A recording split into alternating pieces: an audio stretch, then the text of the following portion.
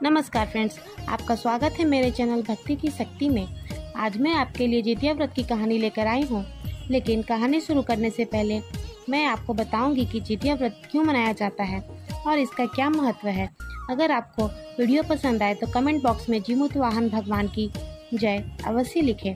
और आप मेरे चैनल पर नए हैं और अभी तक मेरे चैनल को सब्सक्राइब नहीं किया है तो प्लीज़ सब्सक्राइब कर लें और बेल आइकन पर भी प्रेस कर दें ताकि मेरे नए आने वाली वीडियो की नोटिफिकेशन आपको मिलती रहे।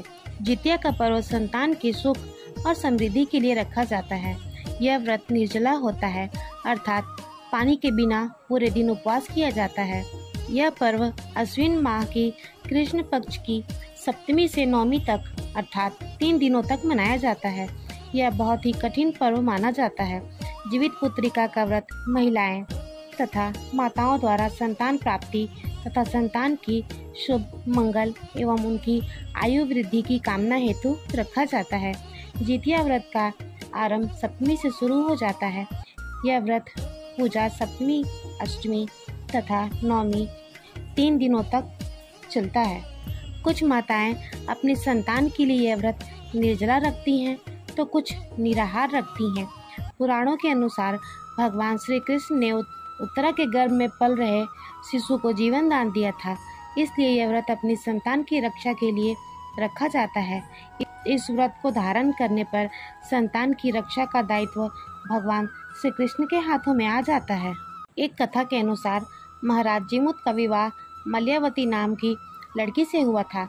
संतान प्राप्त न होने पर उन्होंने माँ लक्ष्मी की आराधना की थी।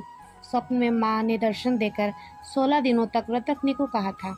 महाराज जीमूत वाहन के 16 दिनों तक व्रत रखने से उन्हें संतान की प्राप्ति हुई थी। जीमूत के व्रत की वजह से आखिरी दिन महिलाएं संतान प्राप्ति के लिए जीवित पुत्रिका यानी जितिया का व्रत रखने लगी। किसी गांव में 2 बहनें रहती थीं, जिनका नाम था चुलिया और सियरिया। चुलिया बहुत मेहनती थी और गरीब भी थी। वह मजदूरी करके अपने बच्चों को पालती थी, लेकिन सियरिया गलत आचरण वाली थी। वो हमेशा ऐश मौज करती थी और चुलिया से जलती थी। हर वक्त सियरिया यही सोचती थी कि चुलिया इतना खुश कैसे रहती थी। चुलिया की हंसी खुशी सियरिया से सहन नहीं हो रही थी, जिसके कारण सियरिया चुलिया के बच्चों को सताने के कई प्रयास कर चुकी थी और कई बार चुलिया के बच्चों को खत्म करने की कोशिश भी कर चुकी थी, किंतु चुलिया की तपस्या और व्रत के कारण उसके बच्चे हमेशा सुरक्षित बच जाया करते थे। एक दिन सियरिया चुलिया के सभी बच्चों को लेकर जंगल में लकड़ी चुनने गई। वहां जंगल में लकड़ी चुनते चुनते बच्चे थक गए और थोड़ी देर के लिए सो गए। बच्चों को सोता देख सियरिया ने सभी बच्चों का सर काट दिया और टोकरी में रखकर वापस घर आ गई और चुलिया को वह टोकरी भेंट में दे दी और कहा, दीदी मैं जंगल से आपके लिए नारियल लाई हूँ, बच्चों को खिला देना। चुलिया ने उस टोकरी को उठाकर देखा नहीं और किनारे रख दिया और अपने बच्चों की प्रतीक्षा करने लगी। जब शाम से रात हो गई और बच्चे वापस नहीं आए तो वह बहुत परेशान हो गई। बड़े ही करुण स्वर में जोर जोर से रोने लगी। करुणा भरी स्वर को भगवान शंकर और माँ पार्वती ने सुना तो माँ पार्वती से रहा नहीं गया। तब उन्होंने भगवान शिव से कहा, हे प्रभु, कोई दुखियारी बहुत रो रही है, उसके रोने में बहुत दर्द छुपा है, मुझसे बर्दाश्त नहीं हो पा रहा है। हमें चलकर देखना चाहिए कि कौन रो रहा है और क्यों रो रहा है। तब इस बात पर भगवान शिव ने कहा कि यह मृत्यु लोक है और यहाँ पर ये साधारण सी बात है। लेकिन पार्वती माँ के हठ के कारण महादेव उनके सामने झुक गए और चुलिया के पास जाकर उनके रोने का कारण पूछे। तब भगवान शिव के पूछने पर चुलिया ने अपने रोने का कारण बताया। महादेव ने जब ध्यान लगाया तो उन्होंने चुलिया के बच्चों को जंगल में मृत पाया, जिसके बाद भगवान शिव ने माता पार्वती के अनुरोध पर बच्चों को पुनः जीवित कर दिया। बच्चे नींद से उठकर मौसी को ढूंढने लगे, किंतु मौसी वहां नहीं थी। बच्चे डर कर घर आ गए और मौसी के सारे कार्य माँ को बता दिए। यह सब सुनकर चुलिया सियरिया के पास जाकर लड़ने लगी। तुम मेरे बच्चों को जंगल क्यों अकेला छोड़कर आई? और दोनों बहनों में लड़ाई शुरू हो गई। यह लड़ाई 7 दिन और 7 रात तक चलती रही, किंतु इस लड़ाई का कोई हल नहीं निकला। इसके बाद उन दोनों ने एक तपस्वी को सारी बात बताई। घटना को सुनने के बाद तपस्वी ने दोनों को आदेश दिया कि तुम दोनों जाकर पास में खेल रहे बच्चों को बाल से पकड़कर घसीटते हुए मेरे पास लेकर आओ, उसके बाद मैं निर्णय करूँगा।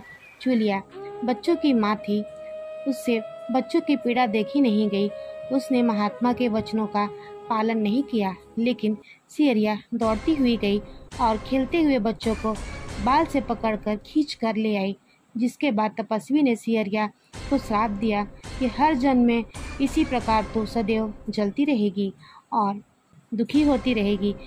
जो महिला किसी बच्चे की पीड़ा और ममता को नहीं जानती, जीवन भर धरती पर दुख भोगने के अलावा और कुछ नहीं कर पाएगी। इस कथा के अनुसार जीमूतवाहन गंधर्व के बुद्धिमान और धार्मिक राजा थे। जीमूतवाहन शासन से संतुष्ट नहीं थे और परिणाम स्वरूप उन्होंने अपने भाइयों को राज्य की सभी जिम्मेदारियां सौंप दी और अपने पिता की सेवा के लिए वन में चले गए।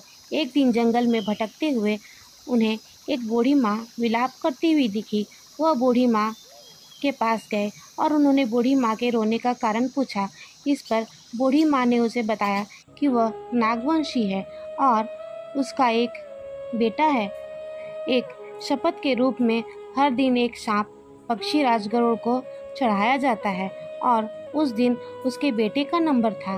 उसकी समस्या सुनने के बाद जीमूतवाहन ने उन्हें आश्वासन दिया कि वह उनके बेटे को जीवित वापस लेकर आएंगे।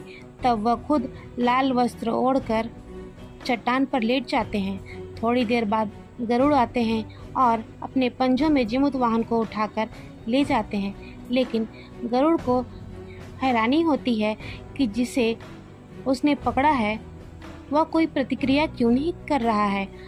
तब वह कपड़ा हटाकर देखते हैं तो वहाँ नाग की जगह जीमूतवाहन को देखकर सन्न रह जाते हैं। फिर वह जीमूतवाहन से उनके बारे में पूछते हैं। तब जीमूतवाहन गरुड़ को सारी बात बताते हैं। तब गरुड़ जीमूतवाहन की वीरता और परोपकार से प्रसन्न होकर सांपों से और कोई बलिदान नहीं लेने का वादा करते हैं और जीमूतवाहन को जीवन दान दे देते हैं। मान्यता है कि तभी से संतान की लंबी उम्र और कल्याण के लिए जितिया का व्रत मनाया जाता है। जितिया के पहले दिन महिलाएं सुबह सूर्योदय से पहले जागकर स्नान करके पूजा करती हैं और फिर एक बार भोजन ग्रहण करती हैं और उसके बाद पूरा दिन निर्जला व्रत रखती हैं। दूसरे दिन सुबह स्नान के बाद महिलाएं पूजा पाठ करती हैं और दूसरे दिन निर्जला व्रत रखती हैं। अगर आपको मेरी यह कहानी पसंद आई हो तो मेरे वीडियो को लाइक करें और ज़्यादा से ज़्यादा शेयर करें। धन्यवाद।